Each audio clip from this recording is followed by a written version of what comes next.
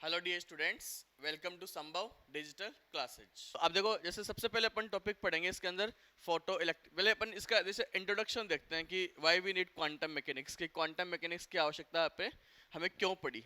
ठीक है, तो देखो अगर अपन बात करें कुछ इंट्रोडक्शन की, अगर अपन बात करें जो कभी नहीं पूछा जाता है, बस अपने को समझना है कि ऐसा क्यों हो रहा है। तो मैं बात करूं बिफोर 19 सेंचुरी।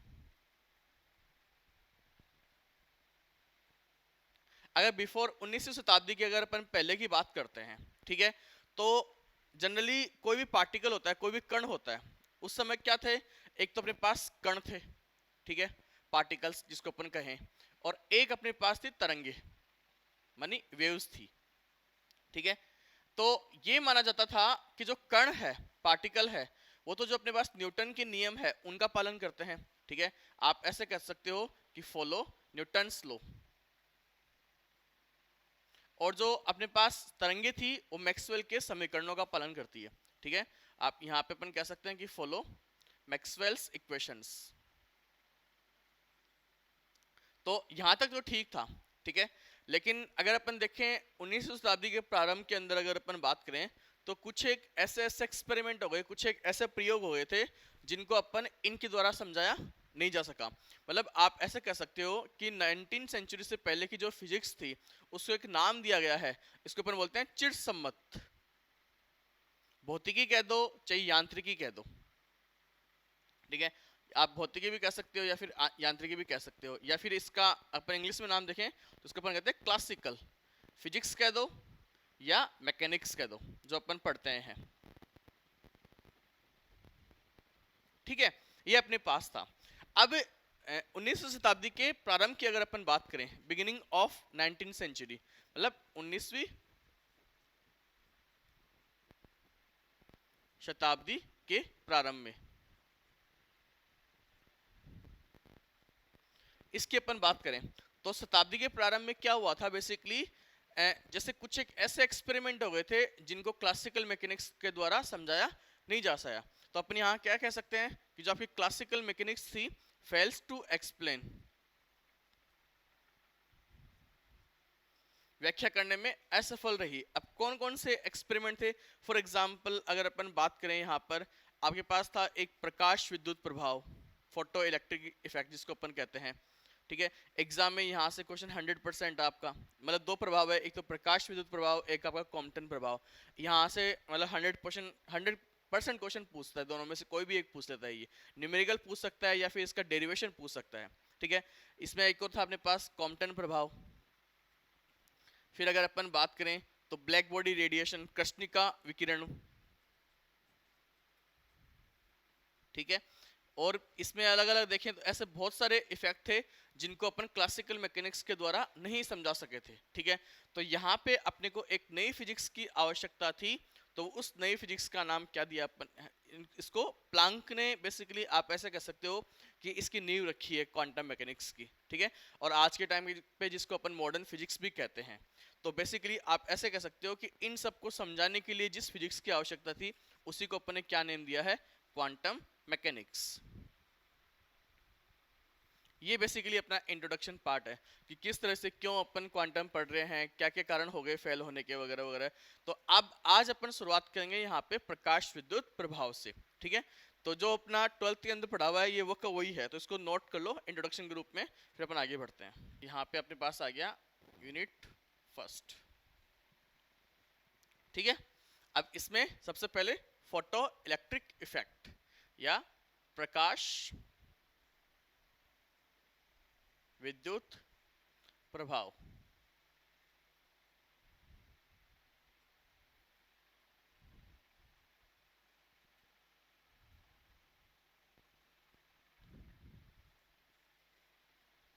इसके अपन बात करें अब। ठीक है, तो देखो प्रकाश विद्युत प्रभाव, इसको अपन शॉर्ट में पी ई भी कहेंगे कहीं जगह, क्योंकि बार बार इतना बड़ा नाम लिखना जरूरी नहीं है अपने लिए। ठीक है, तो देखो क्या होता है प्रकाश विद्युत प्रभाव। जब किसी धातु के पृष्ठ पर, ठीक है, डेफिनेशन सुनना, कि जब किसी धातु के पृष्ठ पर एक निश्चित आवर्ती से अधिक आवर्ती का प्रकाश आपतित किया जाता है या डाला जाता है, तो धातु के पृष्ठ से इलेक्ट्रॉनों का उत्सर्जन होता है। और जो इलेक्ट्रॉनों का उत्सर्जन हो रहा है ना, इसी घटना को अपन क्या कहते हैं, प्रकाश विद्युत प्रभाव कहते हैं। तो अगर यहाँ पे डेफिनेशन देखें, ठीक है, तो डेफिनेशन क्या जाएगी कि जब किसी धातु के पृष्ठ पर एक, मैंने यहां नाम दिया कि एक निश्चित आवृत्ति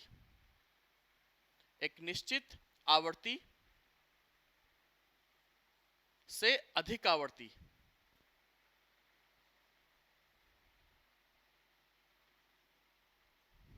का प्रकाश आपतित किया जाता है, ठीक है, का प्रकाश आपतित किया जाता है, तो धातु पृष्ठ से इलेक्ट्रॉनों के उत्सर्जन होने की जो घटना होगी उसी को अपन क्या कहेंगे, प्रकाश विद्युत प्रभाव कहते हैं। ये मेन सिंपल सी डेफिनेशन है, ठीक है। इसमें अपने एक नाम लिया है कि निश्चित आवृत्ति से अधिक आवृत्ति का, ठीक है। अब इसका क्या तात्पर्य है उसकी अपन बात करेंगे, ठीक है। क्या है ये निश्चित आवृत्ति, मतलब किस तरह से। वैसे आपको बता दूं कि इस निश्चित आवृत्ति को एक नाम देते हैं अपन दिल्ली आवर्ती थ्रेशोल्ड फ्रीक्वेंसी, ठीक है। तो अगर इसमें अपन देखें कि किस प्रकार से कैसे क्या है उसको अपन समझते हैं। जैसे मान लो कि ये आपके पास एक मेटल है, ठीक है।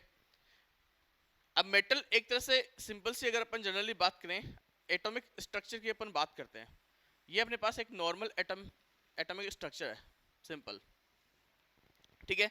अब इसके इस तरह से ये इलेक्ट्रॉन इसमें घूम रहे हैं, चक्कर काट रहे हैं, इस तरह से ये अपने पास। अब ये अपना बाह्य कक्षक हो गया, आउटर मोस्ट सेल हो गया, ठीक है। अब ऑब्वियसली हर एक कक्ष की अपनी खुद की एक एनर्जी होती है। सबसे कम एनर्जी बाह्य वाले की होती है, बट जैसे जैसे अपन नाभिक के पास में आते जाते हैं वैसे वैसे उन कक्षों की एनर्जी बढ़ती जाती है। मतलब अगर मुझे इस इलेक्ट्रॉन को फ्री करना है, ठीक है, कंप्लीटली, तो इस इलेक्ट्रॉन को फ्री करने के लिए मुझे इसके बराबर एनर्जी देनी पड़ेगी, ठीक है। जैसे यहाँ पे ग्राउंड स्टेट की अगर अपन बात करें, बिल्कुल लास्ट स्टेट की अपन बात करते हैं, तो उसकी अपने पास जो एनर्जी होती है हाइड्रोजन, जैसे हाइड्रोजन एटम है उसके लिए अपन बात करें तो माइनस का 13.6 इलेक्ट्रॉन वोल्ट, ये अपन ने 12th के अंदर भी पढ़ा हुआ है, माइनस का 13.6 इलेक्ट्रॉन वोल्ट ये अपने पास एनर्जी होती है, ठीक है। तो वैसे ही अगर अपन बात करें, जैसे इस इलेक्ट्रॉन को अगर मान लो अपने को फ्री करना है तो अपने को कुछ ना कुछ एनर्जी देनी पड़ेगी, सिंपल।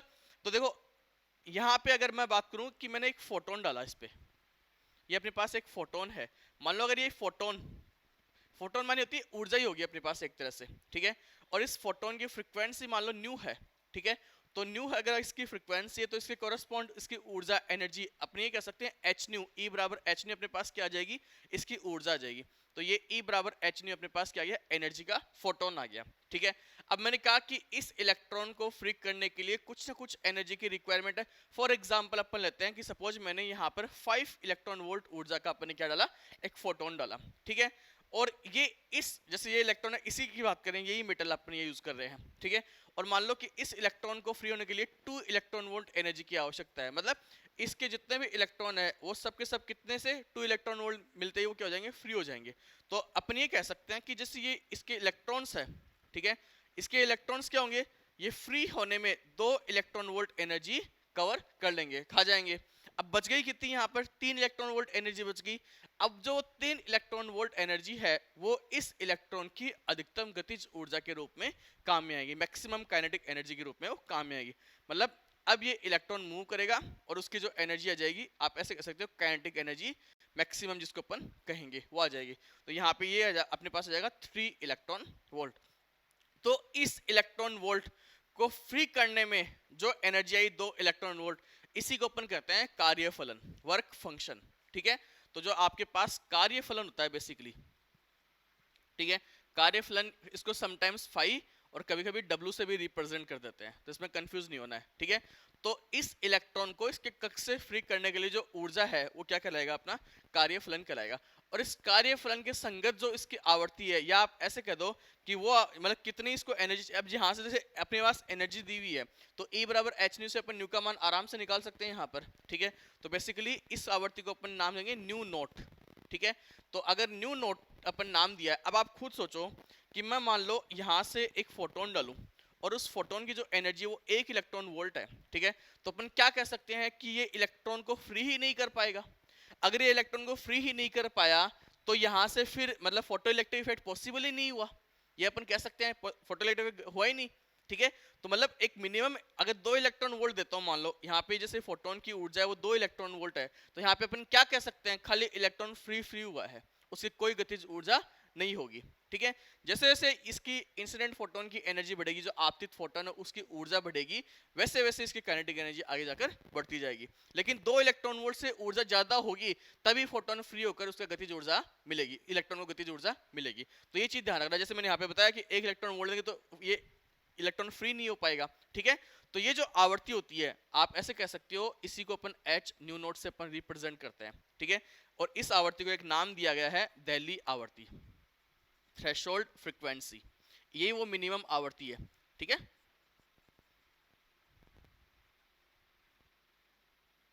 तो आप ऐसे कह सकते हो कि दहली आवृत्ति के संगत जो ऊर्जा होती है वही क्या होता है, अपने पास कार्य फलन होता है, ठीक है।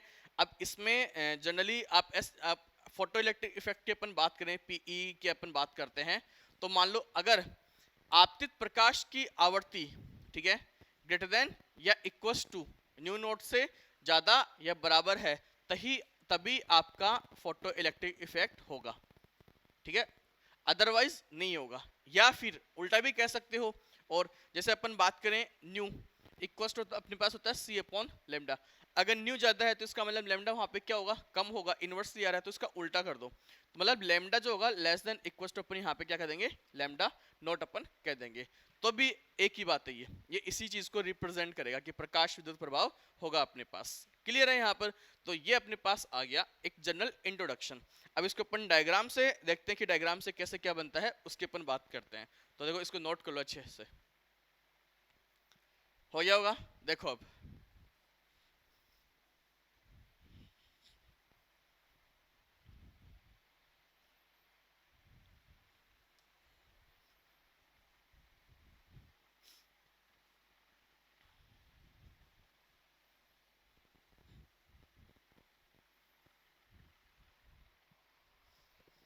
अब यहाँ पर बात करें इसमें किस प्रकार से इसका एक्सपेरिमेंटल अरेंजमेंट होता है, इसकी जो प्रायोगिक व्यवस्था है उसको अपन देखते हैं।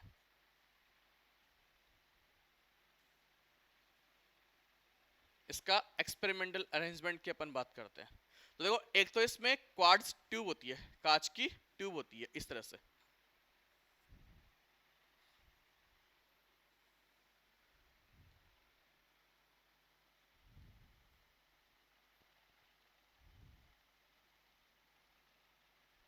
ठीक है। इस कांच की ट्यूब में एक खिड़की बनी होती है इस तरह से, विंडो सेक्शन होता है इसके अंदर, ठीक है। यहाँ पे एक प्लेट होती है और एक प्लेट अपने पास यहाँ होती है, ठीक। इस प्लेट के ऊपर खिड़की से अपन बाह्य जो प्रकाश जो अपन डाले ना, वहां से अपन ये इंसिडेंट प्रकाश होता है, लाइट होती है, किसी भी आवृत्ति का हो सकता है ये, ठीक है। अब ऑब्वियसली अपने को पता है ये जो क्वार्ट्ज ट्यूब होती है ना, ये निर्वातित कांच कह दो चाहे क्वार्ट्ज कह दो, ठीक है, नलिका ये अपने पास होती है, ठीक है। ये जो प्लेट होती है इसकी अगर अपन बात करें तो बेसिकली आप ऐसे कह सकते हो कि इस प्लेट के ऊपर अपन जब लाइट डालेंगे तो इससे इलेक्ट्रॉन क्या होंगे, उत्सर्जित होंगे इस तरह से, ठीक है। तो इलेक्ट्रॉन उत्सर्जित हो रहे हैं, ठीक है। तो और इस प्लेट के ऊपर वो इलेक्ट्रॉन कैप्चर होते हैं, ग्रहण होते हैं, ठीक है। तो इसको अपन क्या कह सकते हैं, उत्सर्जक प्लेट कह सकते हैं, और इसको अपन कहेंगे संग्राहक प्लेट, ठीक है। तो ये अपने पास है उत्सर्जक प्लेट, जहां से इलेक्ट्रॉन क्या हो रहे हैं, उत्सर्जक होते हैं, और ये अपने पास होती है संग्राहक प्लेट। कलेक्टर प्लेट बोलते हैं इसको, इसको इमिटिव प्लेट बोलते हैं।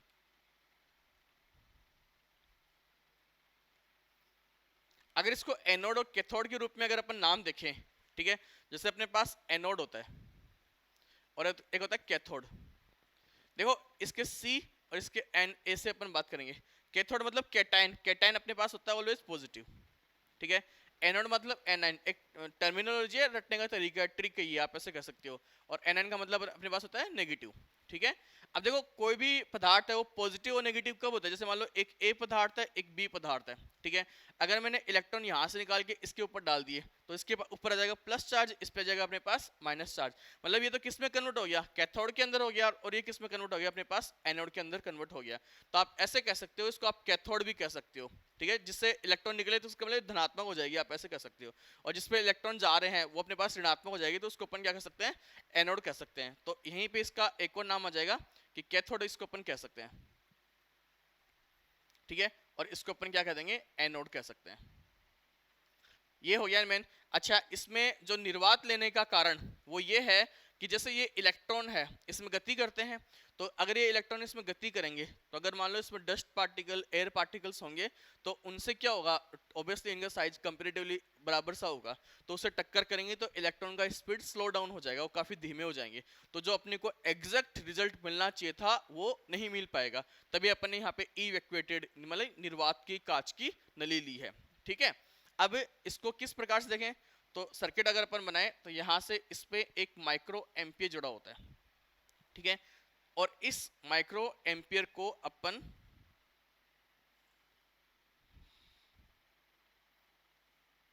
ये होता है अपने पास एक कम्यूटेटर, इसको बोलते हैं दिक् परिवर्तक।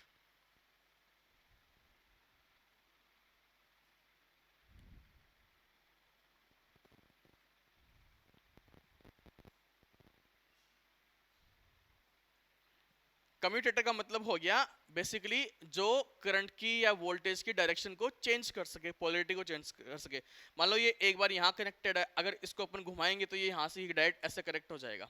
मतलब इसको अपन अपने मन की इच्छा के अकॉर्डिंग इसको अपन कर सकते हैं। नेक्स्ट अगर अपन बात करें फर्दर, तो देखो इसमें एक होता है वोल्ट मीटर, फिर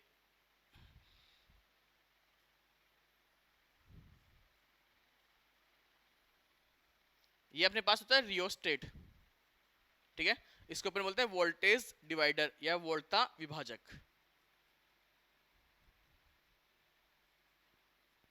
ठीक है। ये वोल्ट मीटर आ ही गया, ये अपने पास ये बैटरी एक्सटर्नल, इस तरह से अपने पास ये डायग्राम है, ठीक है। ये होगी अपने पास बैटरी। अब आप एक चीज देखते हैं अपन यहाँ पर, मान लो मैंने स्टार्टिंग में अगर अपन बात करें तो जैसे सपोज यहाँ पे मैं माइनस साइन लगा रहा हूँ, मतलब नेगेटिव पोलैरिटी वाला वोल्टेज लगा रहा हूँ, और यहाँ पे धनात्मक वाला लगा रहा हूँ, ठीक है। प्रारंभ में अगर अपन बात करें तो ये इसके और इसके मध्य क्या होगा, अपने पास प्रतिकर्षण रिपल्सन होगा, और इनके इनके मध्य अपने पास क्या होगा, अट्रैक्शन या आकर्षण होगा। तो ये जो इलेक्ट्रॉन्स है वो इस प्लेट की ओर तेजी से जाएंगे इस तरह से, और ये इलेक्ट्रॉन यहाँ से यहाँ पर पहुंच जाएंगे, अपने से कह सकते हैं। जैसे ही इलेक्ट्रॉन यहाँ से यहाँ पहुंच गया, ठीक है, जितने भी निकले या कोई भी एक आधा इलेक्ट्रॉन पहुंच गया, तो सर्किट में धारा यहाँ से माइक्रो एम्पियर मतलब सर्किट आपका क्लोज हो गया, और सर्किट बंद परिपथ में धारा का प्रवाह चालू हो जाएगा। हालांकि ये जो धारा होती है काफी कम होती है, बहुत कम होती है धारा का मान, लेकिन फिर भी अपन क्या कह सकते हैं, धारा का मान चालू हो जाएगा। तो यहाँ तक ये अपने पास एक क्लोज सर्किट हो गया। अब क्या है, ये जो वोल्टेज डिवाइडर है आर एच, जिसको अपन कहते हैं रियोस्टेट कह दो, जिसको बेसिकली धारा नियंत्रक जैसा ही होता है ये भी, ठीक है। अगर अपन देखें ये जैसे अगर आपने लैब के अंदर याद हो किसी को थोड़ा बहुत, कभी लैब में गए हो तो कुछ इस प्रकार का अरेंजमेंट आपने देखा होगा, कुछ कुछ ऐसा। ये कॉइल्स बनी होती है, यहाँ पर एक वो लगा होता है ब्लैक ब्लैक सा, जिसपे एक वायर होगा, यहाँ पे एक काला काला सा होता है जो उसको किसकाने के काम में आता है, ऐसे आगे पीछे, ठीक है। ये आपने देखा होगा लैब के अंदर। तो बेसिकली ये आप खुद देख सकते हैं, इसमें बहुत सारे कॉइल्स बनी हुई है, तो ये कॉइल्स जो होते हैं ना वो प्रतिरोध खाने का काम करती है, प्रतिरोध का काम करेगी। तो यहाँ अगर अपन देखें तो मतलब अब आप एक चीज देखो कि अगर मान लो मैं इसमें इस एक तरह से ये आपका जैसे पंखे वाला रेगुलेटर होता है वही होता है, कम ज्यादा स्पीड को कम ज्यादा करने का काम करेगा। अगर मान लो इसको बढ़ाता हूं मैं, तो मैं इसको बढ़ाऊंगा तो मतलब इस प्लस का मान और ज्यादा अपन ने बढ़ाया, अगर प्लस का मान और ज्यादा अपन बढ़ा रहे हैं तो ये इलेक्ट्रॉन जितने भी है, ठीक है। मतलब पहले तो क्या था कि सारे के सारे हर एक इलेक्ट्रॉन की जो ऊर्जा है वो कांस्टेंट नहीं है, क्योंकि जो अपनी लाइट डाल रहे हैं उसमें बहुत सारी फ्रीक्वेंसी की लाइट है, बहुत सारी वेवलेंथ की लाइट है, अपन ये कह सकते हैं। तो अगर बहुत सारी वेवलेंथ की लाइट है, बहुत सारी फ्रीक्वेंसी की लाइट है, तो सभी की एनर्जी क्या होगी, अलग अलग होगी। इसमें एक इंपॉर्टेंट बात आती है कि प्रकाश विद्युत प्रभाव के अंदर एक फोटोन खाली एक इलेक्ट्रॉन को ही एक्साइट करेगा, खाली उसी को उत्सर्जित कर, मतलब बाहर निकलेगा, उत्तेजित करेगा। ऐसे नहीं कि एक फोटोन अपनी ऊर्जा दो दो तीन तीन इलेक्ट्रॉन्स को दे रहा है, ऐसा कभी नहीं होगा। मतलब अगर मान लो किसी इलेक्ट्रॉन को बाहर निकलने के लिए 2 इलेक्ट्रॉन वोल्ट एनर्जी चाहिए और उस पर अपन 3 डाल दिए, तो वो उस 3 वाले को एब्जॉर्ब ही नहीं करेगा, अवशोषित ही नहीं करेगा, वो ऐसे कैसे उससे आर पार निकल जाएगा, ठीक है। एग्जैक्ट अगर उसके ऊपर कोई 2 इलेक्ट्रॉन वोल्ट का फोटोन आपतित होता है, ठीक है, तो उस केस में अपन कह सकते हैं उसको एब्जॉर्ब करेगा। हाँ, इसमें एक ये भी कह सकते हो कि वो एक आउटर मोस्ट सेल क्या होता है ना, उस पर ये वाला कंसेप्ट लागू नहीं होता है, लेकिन अगर जब भी अपन अंदर वाले इलेक्ट्रॉन्स की अपन बात करते हैं तो उनके ऊपर ये कंसेप्ट लागू होता है, क्योंकि आउटर मोस्ट को तो थोड़ी सी एनर्जी चाहिए और बाहर निकल जाएगा, तभी तो उसको गतिज ऊर्जा मिलेगी, अदरवाइज उसको गतिज ऊर्जा कैसे मिल पाएगी। तो इस चीज का थोड़ा ध्यान रखना, ठीक है। तो ये अपने पास हो गया। तो अब जितने मान लो इसमें यहाँ से 10 इलेक्ट्रॉन यहाँ से निकले, ठीक है, और 10 के 10 यहाँ पहुंच गए, तो भाई जैसे जैसे इलेक्ट्रॉन निकल रहे थे वैसे वैसे अपन क्या कहते हैं, धारा का मान बढ़ता।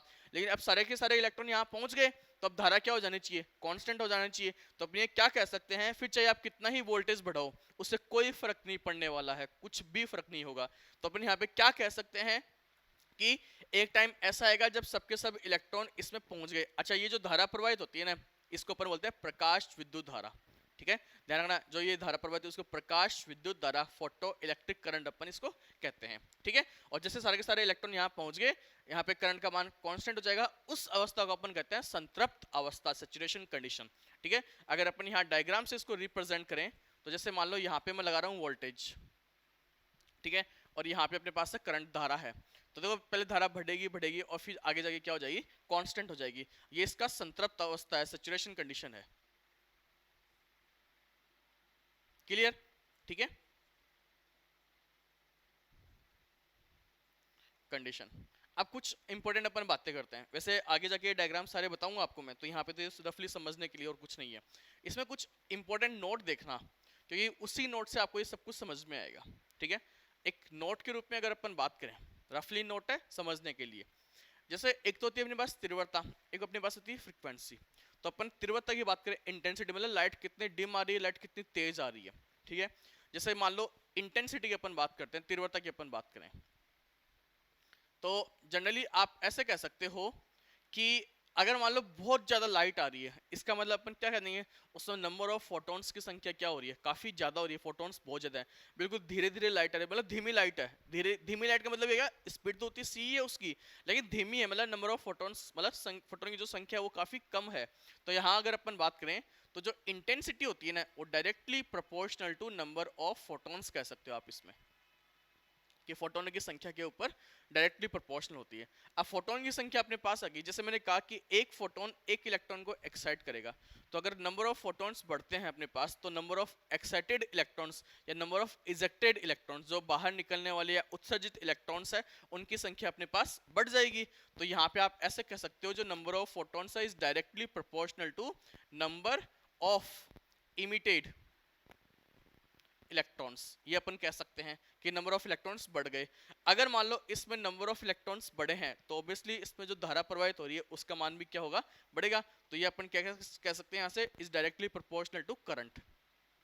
तो अगर अपन इस फर्स्ट को और इस लास्ट रिजल्ट की अगर अपन बात करें, तो यहां से अपन डायरेक्टली क्या कह देंगे कि जो अपने पास इंटेंसिटी है, ठीक है, वो करंट के क्या आ जाएगी, डायरेक्टली प्रोपोर्शनल आ जाएगी। मतलब अपने जैसे मान लो फ्रीक्वेंसी को अपन फिक्स कर दे कि हाँ भाई एक फिक्स लाइट आ रही है अपने पास, और फिर अब लगातार अपन उसकी इंटेंसिटी बढ़ाएं, मतलब उसको बिल्कुल पहले धीमा डालें और लाइट को बिल्कुल, अब फिर उसका इंटेंसिटी बहुत ज्यादा कर रहे हैं, बहुत ज्यादा कर रहे हैं, ठीक है। तो उस केस में अपन क्या कह सकते हैं कि वो धारा का मान लगातार क्या होगा, बढ़ेगा, क्योंकि नंबर ऑफ इलेक्ट्रॉन्स कंटिन्यूअसली बढ़ते जाएंगे। तो अगर अपन इंटेंसिटी और करंट के बीच में अपन ग्राफ खींचते हैं, तो वो ग्राफ कुछ इस प्रकार से आएगा कि यहाँ मान लो आपके पास इंटेंसिटी है और यहाँ मान लो अपने पास करंट है, तो ये ग्राफ जो है स्ट्रेट लाइन टाइप का ग्राफ आएगा, अपन ऐसे कह सकते हैं, ठीक है। बिल्कुल सीधी रेखा आएगी, स्ट्रेट लाइन, इस तरह से अपने पास ये ग्राफ आता है, ठीक है। ये नॉर्मल चीजें हैं ग्राफ को, जिसको अपने को पता होना चाहिए, तो इसको नोट करो, फिर अपन आगे बढ़ते हैं।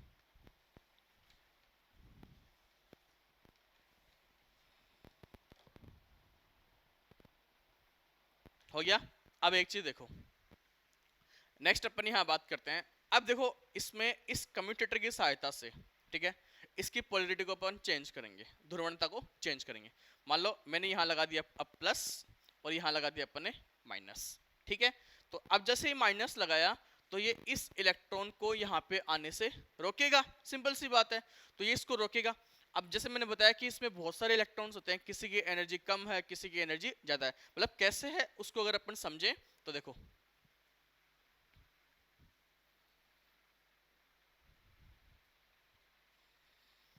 यहाँ अगर अपन देखें जैसे ये अपना मेटल सरफेस, ये इलेक्ट्रॉन, इसका जो वर्क फंक्शन है, कार्यफलन है, वो मान लिया अपने 2 इलेक्ट्रॉन वोल्ट। सबसे पहले मान लो अपने 3 इलेक्ट्रॉन वोल्ट डाला, तो जो एक इलेक्ट्रॉन निकला उसकी एनर्जी अपने पास कितनी आ गई, काइनेटिक एनर्जी, जो अधिकतम काइनेटिक एनर्जी वो अपने पास आ गई 1 इलेक्ट्रॉन वोल्ट। अगर अपन 4 डालेंगे तो अपने पास आ जाएगी 2, अपन 5 डालेंगे तो अपने पास आ जाएगी 3, इस तरह से कंटिन्यू ये बढ़ती जाती है, ठीक है। तो अगर अपन एक चीज देखें, क्योंकि जो इलेक्ट्रॉन है वो बाहर निकले तो उतनी लेगा, 2 ही लेगा, उससे ज्यादा लेने से रहा, ठीक है। ऐसे तो है नहीं कि मैं यहाँ पे 5-7 डाल रहा हूँ तो ये भी अपनी एनर्जी बढ़ा देगा, क्योंकि जो एटॉमिक स्ट्रक्चर है तो उसमें आउटर मोस्ट शेल के जितने भी इलेक्ट्रॉन्स होंगे, बाह्य कक्षा के जितने भी इलेक्ट्रॉन्स होंगे, उन सबका एनर्जी अपने पास क्या रहेगा, कांस्टेंट रहेगा सभी के लिए, ठीक है। तो अगर अपनी यहाँ देखें तो ये एनर्जी बढ़ रही है, गतिज ऊर्जा। तो आप ये कह सकते हो कि जैसे मान लो मैंने यहाँ पे पहले कम पोटेंशियल लगाया है, तो जो 1 इलेक्ट्रॉन वोल्ट ऊर्जा का था, ठीक है, वो तो रुक गया भाई पहले ही।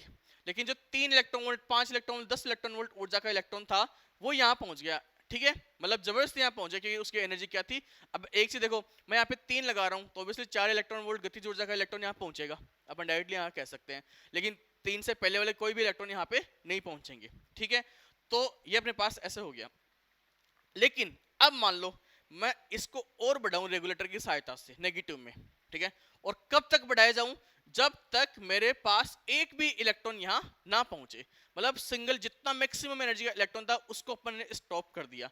अब एक भी इलेक्ट्रॉन यहां तक नहीं पहुंचा। अब जब इलेक्ट्रॉन यहां से यहां नहीं पहुंचा तो इसमें सर्किट में कोई करंट, कोई धारा प्रवाहित नहीं होगी। तो अपन यहां क्या कह सकते हैं कि इसमें ऋणात्मक, मतलब किस पे लगा रहे हैं, जैसे एनोड पर लगाई गई वह ऋणात्मक वोल्टता जिसके लिए परिपथ में धारा का मान 0 हो जाता है, ठीक है, उस वोल्टता को अपन किस नाम से जानेंगे, निरोधी विभव या स्टॉपिंग पोटेंशियल।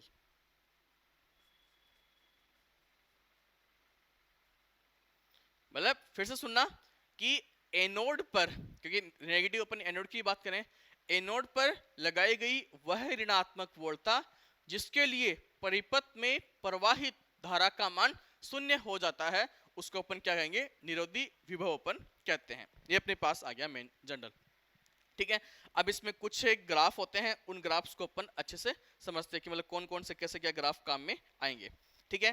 तो अब आप एक चीज देखें, जैसे मैंने ये कह दिया, अब आप समझो इसकी जो काइनेटिक एनर्जी है इसकी अपन बात करते हैं। मैंने अगर E बराबर अपने पास h न्यू होता है, अगर मान लो मैंने न्यू फिक्स कर दिया तो इसका मतलब इसकी जो गतिज ऊर्जा वो क्या हो गई, फिक्स हो गई। अब अगर मान लो मैं इंटेंसिटी बढ़ा रहा हूं तो मेरे पास सिर्फ नंबर ऑफ इलेक्ट्रॉन्स, फोटॉन्स बढ़ेंगे, धारा बढ़ेगी, लेकिन उनकी गतिज ऊर्जा पे कोई फर्क नहीं पड़ेगा। समझना कि अगर मान लो ये फिक्स कर दिया अपन, 4 इलेक्ट्रॉन वोल्ट डाली, मतलब फिक्स कर दिया अपन ने न्यू का मान, ठीक है। तो आप ऐसे कह सकते हो कि उनकी गतिज ऊर्जा भी फिक्स हो गई, ठीक है। तो अब चाहिए आप इंटेंसिटी बढ़ाओगे, तीव्रता बढ़ाओगे, तो खाली उससे नंबर ऑफ इलेक्ट्रॉन्स बढ़ेंगे या धारा का मान ही बढ़ेगा। तो यहां से एक रिजल्ट आता है अपने पास कि जो मैक्सिमम काइनेटिक एनर्जी होती है, काइनेटिक अधिकतम जो अपने पास गतिज ऊर्जा होती है ना, उसका मान किसके ऊपर डिपेंड नहीं करेगा, वो फ्रीक्वेंट मतलब इंटेंसिटी, तीव्रता के ऊपर कोई डिपेंड नहीं करता है। तो इस तरह से वो कांस्टेंट हो जाएगी। आप यहाँ पे धारा भी कह सकते हो, ठीक है, कि करंट के ऊपर भी कोई फर्क नहीं पड़ेगा, कि अगर मान लो काइनेटिक एनर्जी चेक कम ज्यादा हो, उससे करंट का कोई मतलब ही नहीं रहेगा, ठीक है। अब देखो इसमें कुछ एक ग्राफ और देखते हैं अपन।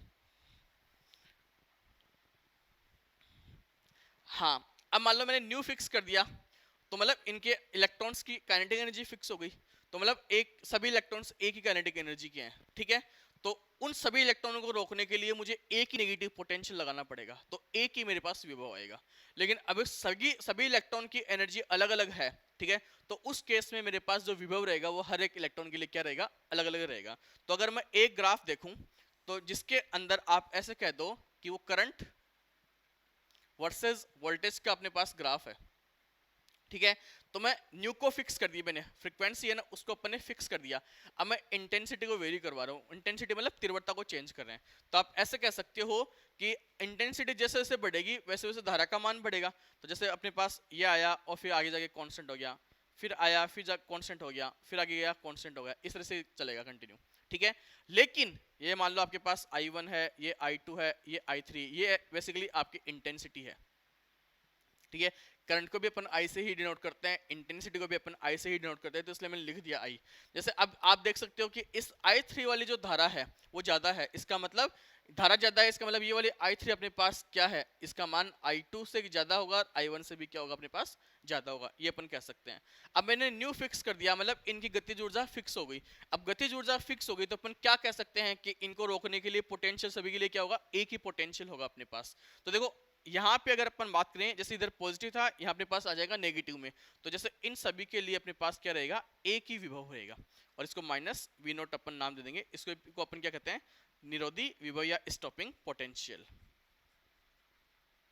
ये अपने पास एक ग्राफ आता है, ठीक है। अब नेक्स्ट ग्राफ की अपन बात करते हैं। अब मैं न्यू को वेरी करवा रहा हूँ, मतलब फ्रीक्वेंसी को चेंज कर रहा हूँ, और आई को मैंने क्या कर दिया, फिक्स कर दिया। तो देखो इसको नोट करो, फिर अपन आगे बढ़े।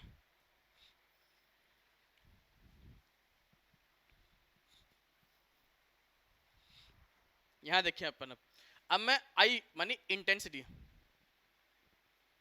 इसको अपने क्या कर दिया, फिक्स कर दिया, ठीक है। तो इंटेंसिटी फिक्स हो गई, मानी नंबर ऑफ इलेक्ट्रॉन्स फिक्स हो गई भी, मतलब चेक नंबर ऑफ इलेक्ट्रॉन्स 5 निकले थे, 5 निकलेंगे यहाँ पर। अब 5 इलेक्ट्रॉन फिक्स हो गए तो 5 इलेक्ट्रॉन का जितनी धारा बनी थी उतनी बहेगी, ठीक है। मतलब अपना धारा क्या हो गया, करंट क्या हो गया, फिक्स हो गया। तो ये अपन ने भाई ये करंट को अपन ने फिक्स कर दिया, ठीक है। ये आगे जाके इसकी सिचुएशन आ गई, संतृप्त अवस्था आ गई करंट, और यहाँ अपने पास आ जाएगा वोल्टेज। अब देखो जैसे, लेकिन 5 इलेक्ट्रॉन निकले, लेकिन पांचों इलेक्ट्रॉन की जो ऊर्जा थी वो सबकी क्या अलग अलग है, कैसे उसको समझे। जैसे मान लो ये अपना मेटल, ठीक है, ये अपने 1 2 3 4 5 इलेक्ट्रॉन है, मैंने इसमें पांच पांच फोटोन अपने पास आए, ठीक है, 1 2 3 4 5।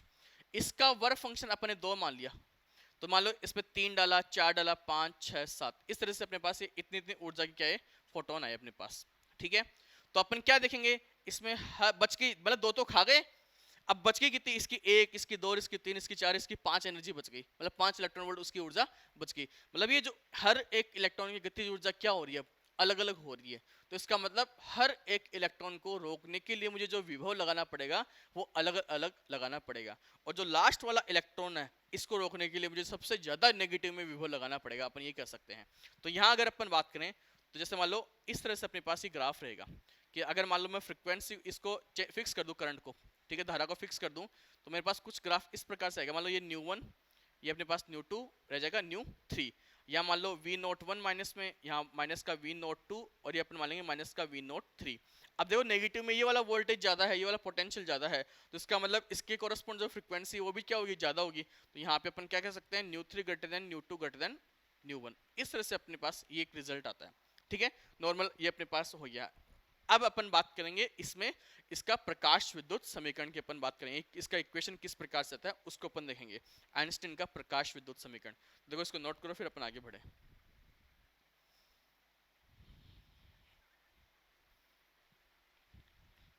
अब अपने को इस डायग्राम की जरूरत है नहीं, इसको उठा देते हैं।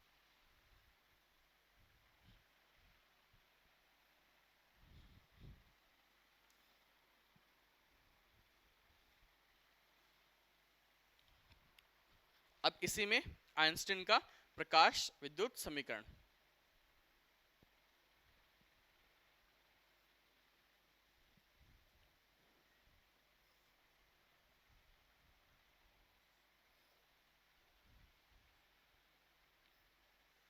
इसको देखो कैसे क्या है। तो फिर से समझ लेते हैं, ये आपका मेटल, ये इलेक्ट्रॉन, ये इंसिडेंट हुआ, ये मान लो एच न्यू है, इसने 5 बराबर एच न्यू नोट तो ले लिया, ठीक है। यहां से यहां तक आने में अब बच गया जो एनर्जी है वो इसका क्या हो गया, half M V maximum square, या काइनेटिक एनर्जी मैक्सिमम, अधिकतम गतिज ऊर्जा के रूप में आएगा। तो ये जो एच न्यू है वो ये प्लस ये इसके बराबर हो जाएगी अपने पास। तो यहाँ पे इक्वेशन आएगी जो इंसिडेंट एनर्जी होगी एच न्यू वो कार्यफलन प्लस काइनेटिक एनर्जी मैक्सिमम के अपने पास क्या जाएगी बराबर आ जाएगी। ठीक है, या फिर एच न्यू इक्वस टू ये अपन कह देंगे H nu naught plus half M V maximum square. Clear, एक तो अपने पास इक्वेशन ये आ गई है। अब एक चीज देखोगे आप कि अधिकतम मतलब जितनी ज्यादा इलेक्ट्रॉन की गतिज ऊर्जा होगी उसको रोकने के लिए उतना ही अपने को क्या लगाना पड़ रहा है, नेगेटिव में विभव लगाना पड़ रहा है। तो यहाँ से अपन क्या कह सकते हैं कि जो इलेक्ट्रॉन की गतिज ऊर्जा होगी अधिकतम is directly proportional to applied potential या स्टॉपिंग पोटेंशियल नेगेटिव में। ठीक है, अगर देखो ये होता है वोल्ट में, ये होता है अपने पास जूल में या इलेक्ट्रॉन वोल्ट में, अगर मैं इसको ई से मल्टीप्लाई कर दूं तो दोनों की डायमेंशन सेम हो जाती है। तो यहाँ से काइनेटिक एनर्जी जो मैक्सिमम कह दो या फिर half M V maximum square कह दो तो यह जाएगा ई वी नोट के बराबर अपने पास। ठीक है, इसको एक नंबर दे दो और इसको दो नंबर दे दो। अगर इस दो नंबर समीकरण को एक के अंदर पुट कर दो तो पुट इक्वेशन 2 इन इक्वेशन 1, ऐसे केस में अपन पुट करें तो देखो अपने पास क्या आएगा रिजल्ट, एच न्यू बराबर एच न्यू नोट प्लस। ठीक है, अब इसकी जगह मैं क्या पुट कर सकता हूँ, ई वी नोट अपन यहाँ पे पुट कर सकते हैं नॉर्मली। ठीक है, अगर मैंने यहाँ पे ई वी नोट पुट किया है तो अब यहाँ से बेसिकली मुझे इस वी नोट का मान निकालना है। तो वी नोट का मान कितना जाएगा, इस ई से भाग दे दो, जैसे ई वी नोट अपने पास कितना जाएगा H new minus H nu note. ठीक है, अब इस वी नोट का मान आ जाएगा H upon E into nu minus H nu naught upon E, ये अपने पास आ रहा है। अगर अपन देखें इसको गौर से तो ये y बराबर M X minus C type का ग्राफ है अपने पास ये। ठीक है, तो अब मतलब एक स्ट्रेट लाइन टाइप का ग्राफ है। इसका अगर अपन ग्राफ खींचें तो देखो इसको नोट करो, फिर अपन ग्राफ खींचते हैं, हो गया होगा। देखो ग्राफ कुछ इस तरह से आएगा,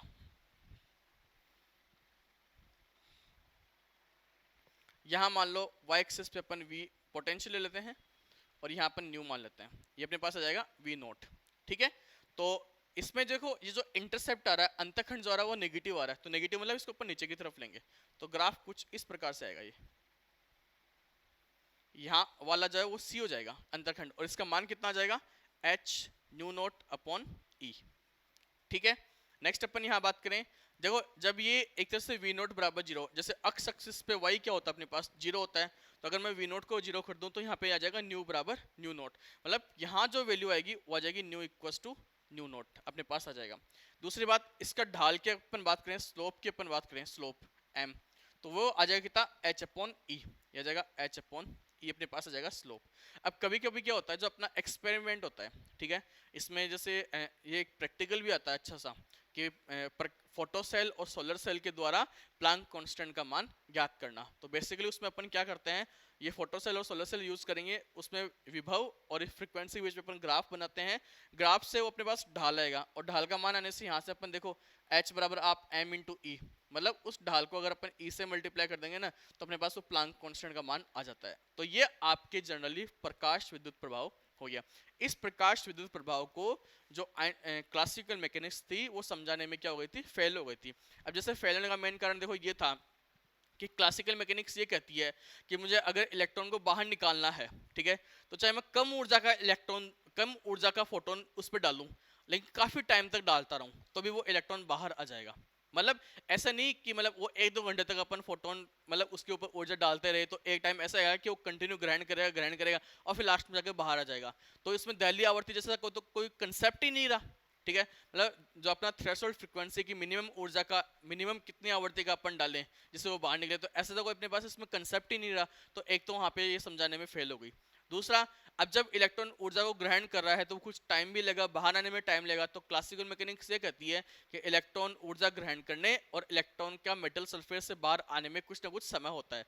जबकि एक्सपेरिमेंट के अकॉर्डिंग देखा जाए तो 10⁻⁷ से लगभग 10⁻⁹ सेकंड तक का ये टाइम देखा गया, जिसका कोई मतलब नहीं है, ठीक है, उसने काफी टाइम बताया क्लासिकल ने, तो यहाँ पे ये चीजें समझाने में एक्सप्लेन हो गई। तो ऐसे बहुत सारे कारण थे जिनको क्लासिकल मैकेनिक्स के द्वारा अपन समझा नहीं पाए थे, ठीक है, इसलिए फिर प्लांक साहब आए और प्लांक साहब ने अपना एक नया स्टेटमेंट दिया जो अपन आगे जाके पढ़ेंगे इसी के अंदर, ठीक है। अब इसके जस्ट बाद में अपने इसी का एक और इफेक्ट है साथ में कॉम्पटन प्रभाव, कॉम्पटन इफेक्ट, वो उसको अपन देखेंगे नेक्स्ट वीडियो के अंदर, तो इनको नोट कर लो अच्छे से।